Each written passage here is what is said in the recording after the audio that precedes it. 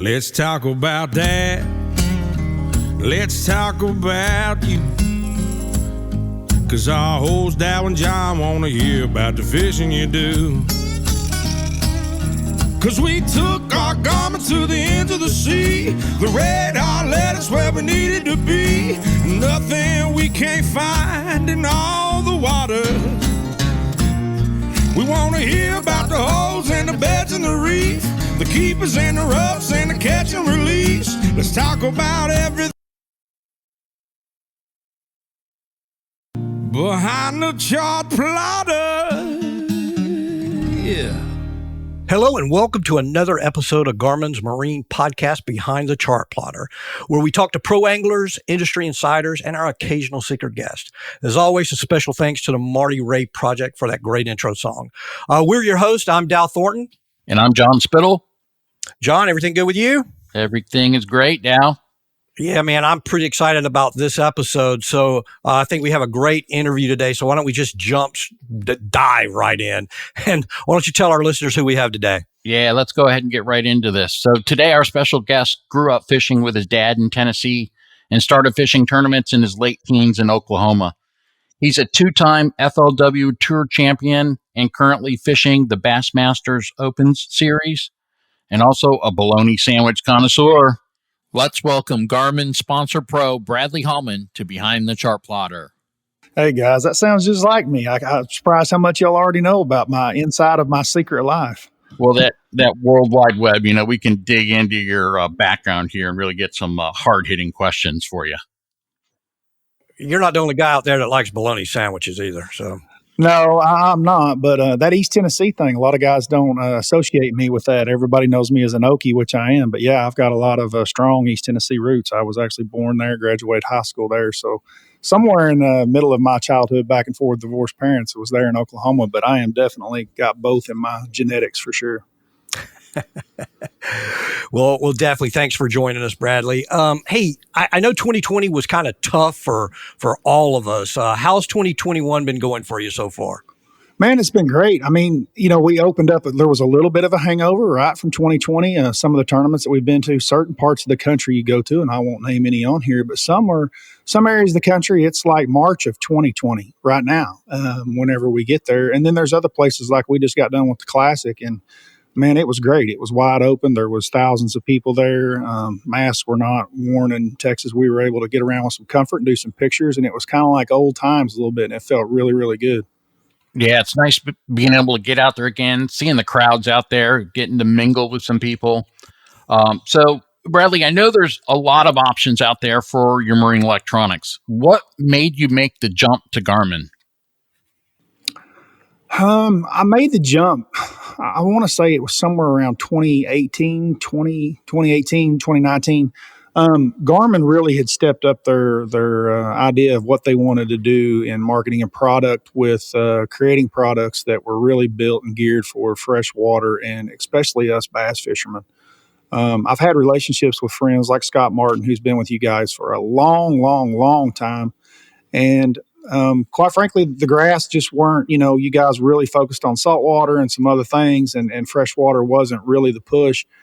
Starting about 17, 18, that really became obvious. Daryl had a lot to do with that. Rollins, some man I had a strong relationship with here in Oklahoma that had become employed there at Garmin, and I was ready to make a move. I've been with some other products, other companies, and things were not really going in the direction I wanted. And I saw the strong push at Garmin and was really wanting to be part of that early on. And so I jumped on board pretty quick. And as you guys know, Garmin has become a leader in the bass fishing industry. Yeah, we're glad to have you on board. And I know Dow and we've been with Garmin for over 10 years. And it's really interesting to see what our focus is, our engineering team, and the way we actually really took that focus on the freshwater side and try to make the best products out there that are really not just game changers, but really creating a whole new game, and making people want to come over to Garmin. So it's important to us that we do that. And I think we've done a pretty good job, and who knows what the future is going to bring.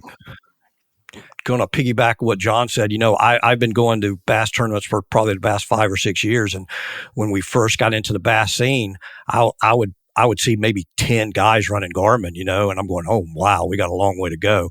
But what a huge leap we've done in the past few years. It's come along in so many aspects, and in the very beginning, the very first thing that I saw was not only just the quality of the units and user friendly units and things of that nature. The 2D sonar was something that a lot of guys don't talk about. And to this day, a lot of us pros still lean heavily on that 2D sonar. And that was the very first thing out of the gate that you guys had spot on. Nice. We appreciate that. So Bradley, how important is social media to the sport? I know I see you posting. A lot of guys are posting out there quite a bit. How important is that? Social media has been huge. I've been in this industry for long enough that, I can remember when none of us had anything and people were saying, hey, you guys need to get on this deal called Facebook. And then Instagram came along, and it took us a while, right? But right now in 2021, I mean, social media is not just something that you could do or you should do, or, I mean, it's necessary, right? Like it's a have to. It's a big part of our lives. It's another way for us to market ourselves along with the companies that we represent. So social media is this huge platform. It reaches thousands and thousands of people. And it's a platform that I've honestly become to enjoy, which I never thought I would, but I have over time. It's been great. I enjoy your YouTube channel. It's great. It really looks professional. A lot of great information on there. So, and we'll give you a little plug here at the end to make sure people go and join your YouTube channel. YouTube has been that was something I just ventured off in, a year and a half, 2 years ago, and really didn't get serious about it except the last year or so. And guys, I can't tell you the feedback on that deal. I never dreamed that, I'm a pretty laid back guy. I don't get all fired up. I'm not Scott Martin. I'm not a camera entertainer or anything like that. But man, the feedback and the success that we've had off YouTube has been incredible. We put a lot into it. There's a lot of thought and design goes into that. Obviously, everyone wants their channel to be a little bit different and stand out. And the biggest thing that's worked for me, guys, honest to God, I tell people this every day. I've just been blessed with it. But I just be myself, and being myself has worked. And I'm really proud of the YouTube deal. It reaches a lot of people. It helps a lot of people. And it's an incredible tool for all of us. Yep. So we're loving it. So the other thing, Bradley, what do you see are the most common mistakes from new anglers trying to get into pro fishing? And what kind of backup plan should they have, or what kind of job should they have when they're trying to go be a pro angler? I think that, 2021 kids coming up through college and stuff that are fishing on the college teams, or whether it's a kid that's working as a trade at a job somewhere, if he's an electrician or a plumber, they kind of come from two different backgrounds. But mistakes wise, I mean, there's never going to be another Denny Brower. There's probably not going to be another Kevin Van Dam. There's a 1% that can truly make a good living from this sport, but the majority of the guys, man, it's a grind every day. It's a grind to perform in tournaments. It's a grind to perform and work for sponsors and marketing, and just be ready for that. I think that some mistakes that I made early in my career were probably I just wanted to fish, and I just wanted to focus on fishing. And in today's age and market, you really can't do that. There's very few guys that are making a living just off of tournament winnings. You've really got to pick and choose the tournaments that you fish and cherry pick. And after a while, you'll run into a wall where you can't do that if you're on a tour, an elite series, or an MLF tour, or whatever it is that you're involved with, and then it becomes the grind of traveling. And so you're going to need sponsor money. I've always hated the word sponsor. It's really marketing is what it is. I mean, you're advertising for someone, but having relationships with people goes a long ways, right, in any business, and this is no different. So I would suggest that you look very hard at that and work at that, and that starts the same way fishing does. It starts at the local level. Whether you're just working with the dealers that you're getting your boats from and doing things to assist them with sales, that can lead to a relationship with the boat manufacturer that they represent and sell product for. And then that leads up to their marketing teams and so on and so on. You guys kind of know what I'm talking about there, but yeah, those are some of the things I see some of the young guys, they probably try to avoid. They just want to put their head down and fish. And I get it. Like that's a very, very, very important part, but there's a lot of other platforms out there. When I started that didn't exist, YouTube being one, social media being one. You don't need Bassmaster MLF to do the marketing for you to actually put you up there with Mark Zona. You can do it yourself. And I think that's a great thing for the sport of bass fishing going forward. So Bradley, I have kind of a two-part question. What do you feel is the most important part of pre-fishing before a tournament? And are you using the Active Captain app or your Navionics app before fishing a tournament, especially on a body of water that you've never fished before? To me, I'm a visual guy, and I'm a visual fisherman. I like targets that I can see. That's probably why I like shallow water fishing so much. I like side fishing, but the Active Captain, the Navionics, they are huge parts of my pre-fish. I spend I don't know how many hours. Some events, right? If they're going to be shallow water events, which it's a lot of them, I would say 70-80%. I spend a tremendous amount of time on Google Earth, toggling back to my Active Captain with the Navionics chips. I've got one of the big 12-inch iPads, and I can do it on my phone too, but all that stuff's tied and linked to all of the units on my boat to where I can drop waypoints at night. And this is not even just in practice, guys. These are in tournaments where I'm having good tournaments, and believe me, I am not the only pro doing this. I mean, we're coming off the water at night, dinner's done, we're laying in bed, whether we're in the middle of practice, middle of the event, and we're still, once we get in bed to call our wives and get all that taken care of, we are then moving to the process of grabbing that iPad and laying in bed for the next hour or so and dropping waypoints and looking at Google Earth and just toggling back and forth between the Navionics and stuff and dropping those different places. I've even got a way that I set up icons that I know that they're ones that I made at night so that they look different.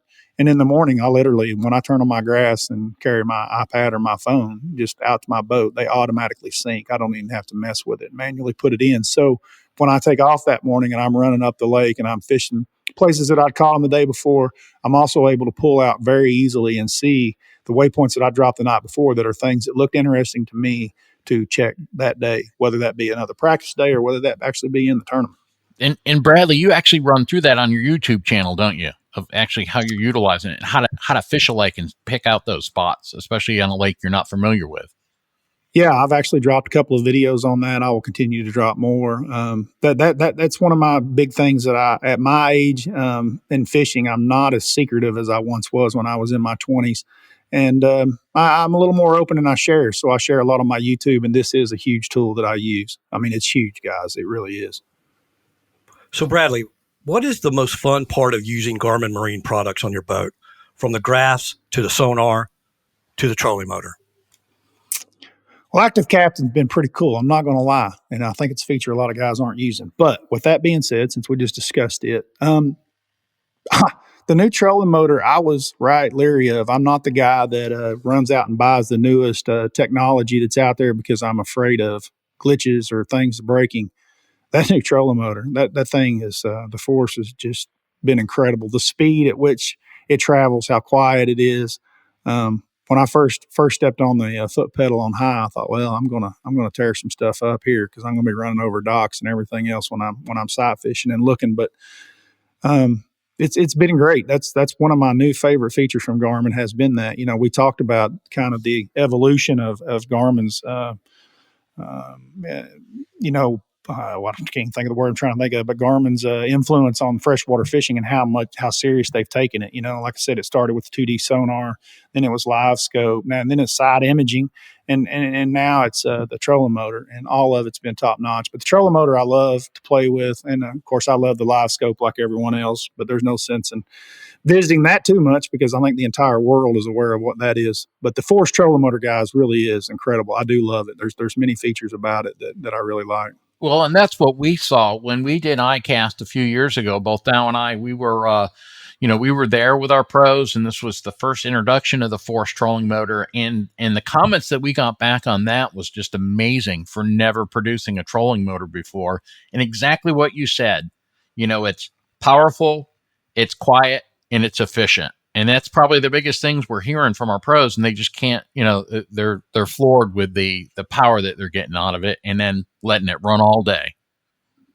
Yeah, and the speed, and then how quiet it is. How quiet it is makes a big difference on how many bites we get throughout the day. Guys don't think about their trolling motor being loud, but man, yeah, I've been running that motor. I had an early beta version, and I've done nothing to the motor. It's just been a beast for me. And I use it in salt water, so I like, just like you said, I will get on a couple of my buddies' boats, and I'm going, your trolling motor can't do this. Why don't you do this? And I go, no, it doesn't do that. I'm going, man, can't you just point with that remote and go there?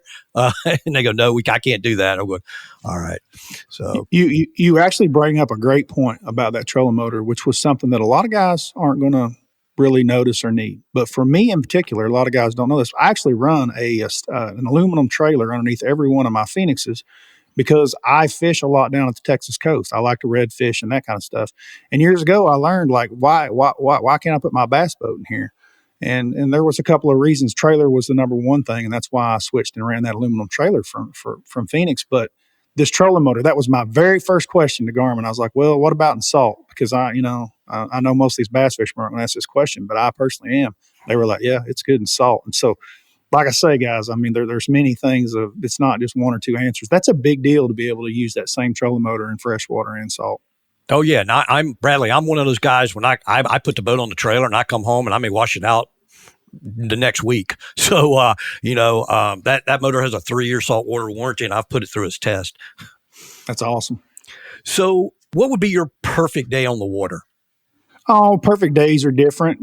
For me, tournament wise, perfect days are just when all the stars align and you actually have some of those days during big events that are just, dude, you almost cry driving in at weigh-in because they are so special. I mean, honestly, it's just you and the air at 70 mile an hour, and it's like, good night, man. Everything came together like, it's you don't have many days like that. Those are perfect days. I don't know that they're the most perfect. Some of the times I've spent in places that I just really enjoy getting lost on the lake, Lake Mead. I go out there for the U.S. Open. I try to get out there every year in the fall. It seems like the last couple of years with COVID, and this year with some tournaments being canceled, that's not going to happen. But Lake Mead, I just enjoy being out there. It's so desolate. You don't see another human being the entire day. And, they've got those longhorn sheep rams out there in the desert and lots of wildlife and giant mountains. And it's just a desert, and it's just so cool. But there's places like that, Lake Champlain, when you make that run to Ticonderoga on a morning and the wind's not blowing. And it's a long run to Ticonderoga. Lots of articles been written about that, but man, the Adirondack Mountains in the morning and the sun coming up over them those make for some pretty perfect days on the water. Nice. So it's time where we ask, what's your favorite feature? So Bradley, what's your favorite feature built into the Garmin EchoMap Ultras you're using? Biggest feature that I'm just super, so like everything's new, right? So I would say that the live scope is my favorite feature, but man, the new side imaging. So we got the new transducers this year, the G56s. Is that correct? Is that what it is? Yeah, the GT56s. Yep. Oh my gosh, guys. I mean, I'm absolutely in love with that thing on side imaging because it just allows me to cover so much water and so much detail. Right now in 2021, right? So it is my favorite feature that I'm using is that side imaging. It's just such an improvement over where we were and what we're doing. It was a game changer for me. It really was. And I really enjoy the side imaging right now. Yeah, I know the engineers spent a lot of time getting that transducer right, and I think they have it dialed in. That's probably the best transducer we've ever put out. Yeah, it's incredible. I noticed it first thing. I mean, I work with those guys at the Bass Tank, and those guys are really, really, really good with their live scopes and stuff. And they had a couple before I got mine put on. And I was asking them, I was like, hey, is it the deal? And they were like, dude, you're going to love it, homie. So, yeah, and I've enjoyed it. Yeah, and for those of you out there, that GT51 or GT56, I'm sorry, ultra high definition transducer, that's going to give you traditional chirp sonar, clear view chirp sonar, and side view chirp sonar all in one transducer itself. So you've got it covered. And Bradley, this is what we're hearing from our pros. They love that transducer. Yeah, dude, it's a game changer. It really is. And like I say, in 2021 with Garmin, I don't know what else we could go to that. I mean, you guys keep coming up with new equipment and changing the game, like you say you have. But guys, it's been awesome. The 56 is a game changer. Oh, just wait for the future, Bradley. Just wait. All right. All right, let's get back on track. So that was our serious question. So now let's get to the not so serious question. So John, why don't you fire the first question off? All right, Bradley. As a little kid, what was the best Christmas present you received? And as an adult, what is the best Christmas present you've ever received? As a kid, it's easy. That was my first BB gun, dude. I'd wanted that thing forever, and I finally got it. It was definitely the best Christmas present as a child. The adult, man, my wife one year, she bought me it was just in a card. It was in my stocking, but she had actually bought us both a trip to Mexico, to El Salto, and we went down there together as a couple fishing trip, and then spent some time at the beach as well in Mazatlan for 2 or 3 days. So we spent 2 or 3 days up at El Salto, and then another 2-3 days in Mazatlan on the coast. And that was pretty awesome Christmas present. Nice. So, Bradley, what's your go-to bait if you need to put that one big fish in the live well? If the lake allows and I'm flipping, without a doubt, it's going to be my BFE that I designed for big bite. Absolutely, flip and stick, and the BFE on the end of it. That's something you just got into, right? Building, making lures. Yeah, it is. It's actually something that started last year, a year and a half ago with Big Bite, and now with Spro. And so I've really got that going. We've had a lot of success. The BFE was super successful. The BFE stands for the best flipper ever. It's a plastic bait that I designed for Big Bite, and it's been a hit, man. It's one of their best sellers. Nice. That was Dow's nickname in high school, but I'm not going to tell you what that acronym stands for. So Bradley, what was your first boat growing up as a kid? Man, my very first one, I don't even remember. My dad was a fisherman. He wasn't a bass tournament fisherman per se. He liked to catch anything that would bite. But the first one that I really remember using a lot was in my teens. He'd gone back and bought a little tri-hole green 14-foot fiberglass boat, and it had a little 18-horse Evinrude on the back.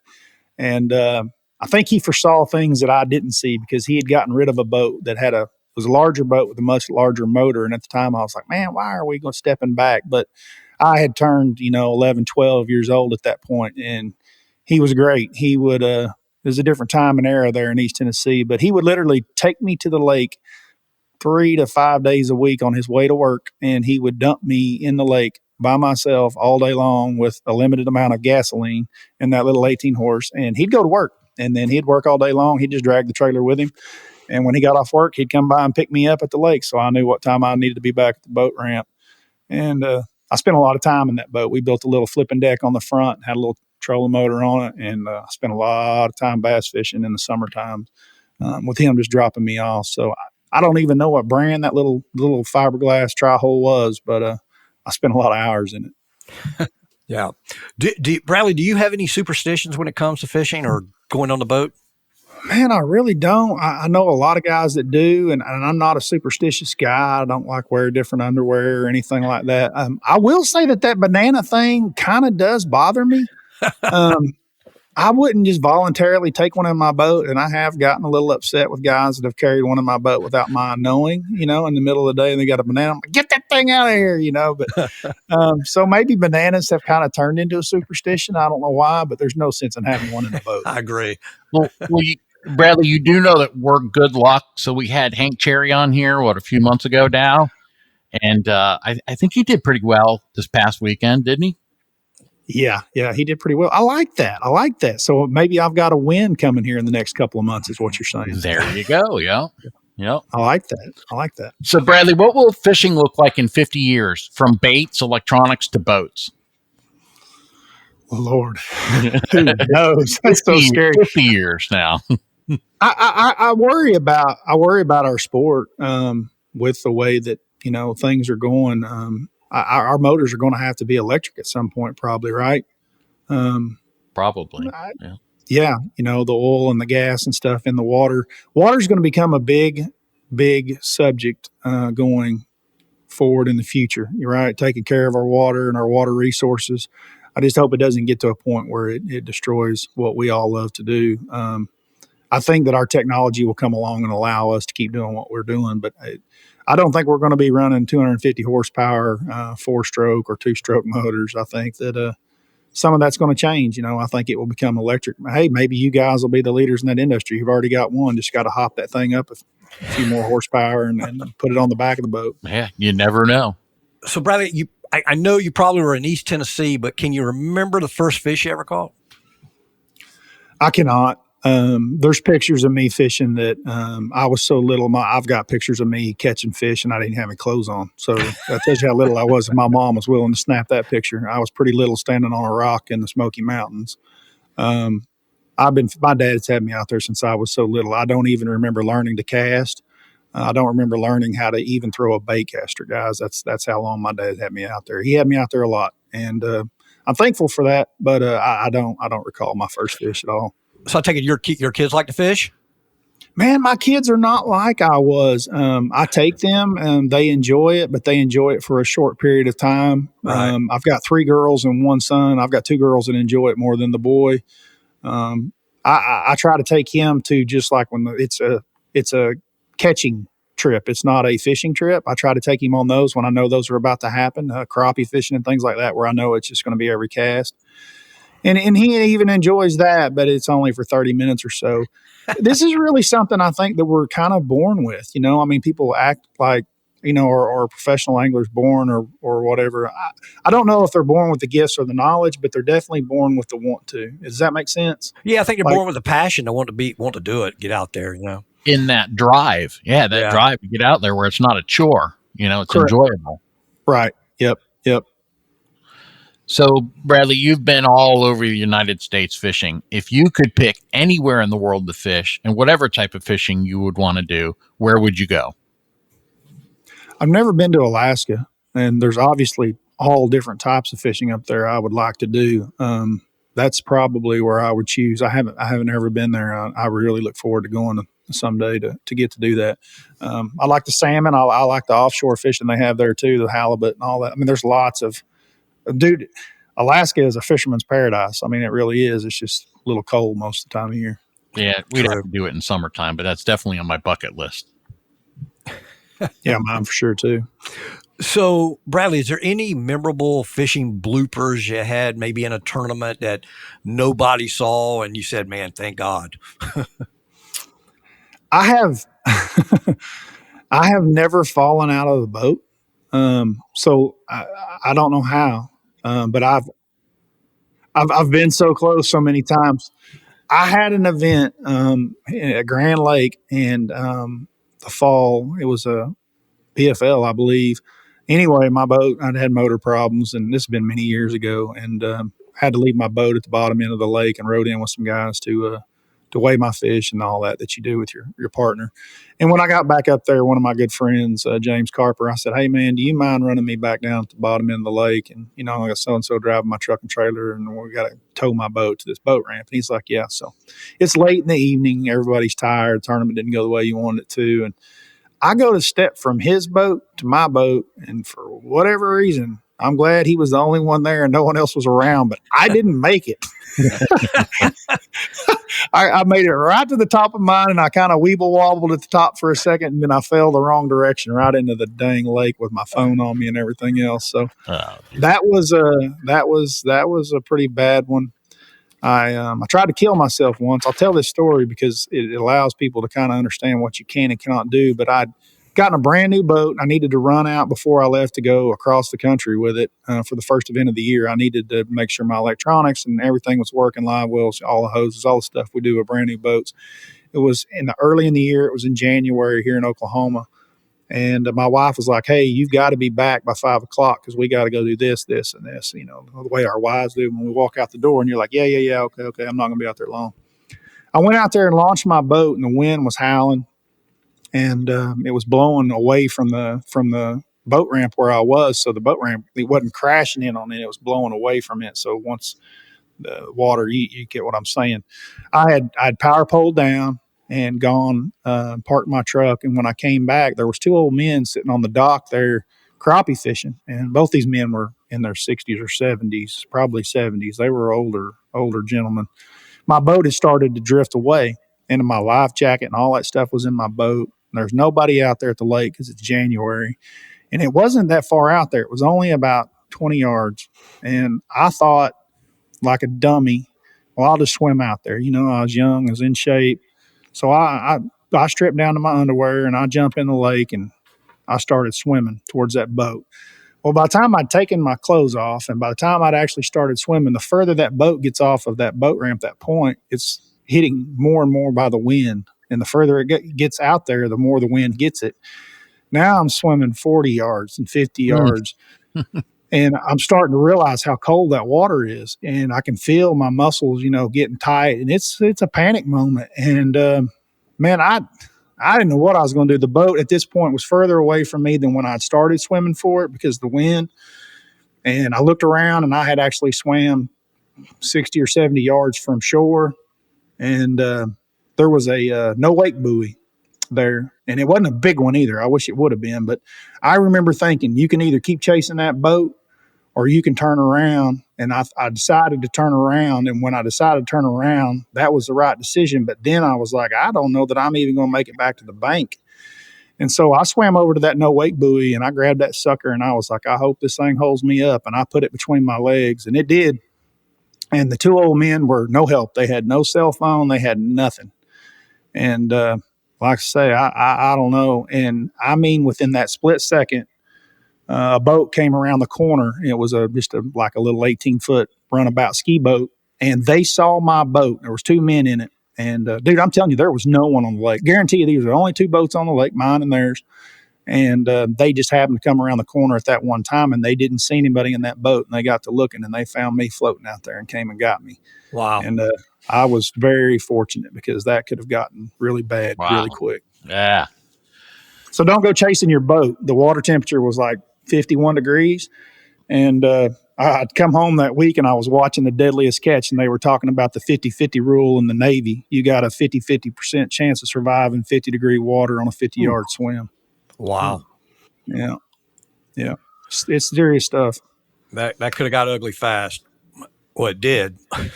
Now, I think that beats your falling out of the boat story that maybe one day we'll hear about. So, Bradley, let's get into this next section here. This is called Rapid Fire. So I'm going to shoot you 10 rapid fire questions. And right off the bat, you tell us the first thing that comes to your mind. Each question's worth 5 points. And I think our leader in this is Bill Dance right now. All right. You ready, Bradley? Yeah, absolutely. All right. Favorite pizza topping? Supreme. Supreme. Oh, everything. Everything. Favorite snack on the boat? Favorite snack in the boat, bologna sandwich. All right. 3 things you would bring if stranded on a deserted island. 3 things I bring: fishing rod, knife, and my deer rifle. Nickname your parents or friends used to call you? T-post. T-post. What? Wait. T-post. Yep, T-post. You got to elaborate a little bit there. The guys in Oklahoma started calling me that. I guess they just said I was always steady and always there. But I'm a tall, thin guy, and have been my whole life, and I'm always there, I guess, at those tournaments. And so they started calling me T-post. Okay. Like the T-post that like we got on our fences, and you're running your barbed wire on T-post. Yep, that's what they called me for a long time. All right. Favorite musical group? Willie, Waylon, and Merle. Merle, I guess. All right. What hairstyle did you have in high school? It probably changed. I'm not saying I never had the mullet. I probably had a little mullet at one time back in the early 90s, for sure. I think we all did. Pick one: super strength or become invisible? Invisible. Yes. What's your most unusual talent? Most unusual talent. Don't have one of those guys, I don't think. All right. And finally, what is your favorite Garmin Marine unit? Probably my Echo Maps right now, definitely. my Echo Map is definitely the favorite unit I've had in a long time. Dude, I just love the way they snap on and off. I can take them off at hotels with just one little flip and put them in my truck or carry them into my room. That's a big deal for us. Nice. Well, thanks, Bradley. We appreciate you being on Behind the Chartplotter. Make sure you subscribe to Bradley's YouTube channel, Bradley Hallman, and then where you can see some great tips and tricks on his YouTube channel. You can also follow him on Instagram at Hallman Fishing, all one word, and on Facebook at Bradley Hallman Fishing.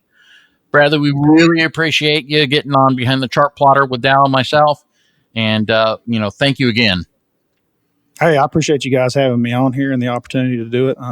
Absolutely love working with you guys, and it's been fun so far and look forward to going forward. And remember, this is going to bring you good luck here. So we look forward to a next interview after that big win. I'm ready for that, dude. I'm ready for that. Well, definitely big thanks, Bradley. And thanks to everybody for listening. Join us next month on Behind the Chartplotter, where we'll be joined by another special guest. Till then, we'll see you on the water. Let's talk about that. Let's talk about you. Let's talk about all the things Garmin has got you through. We can talk about lakes and the ocean too. 'Cause our host Dow and John wanna hear about the fishing you do.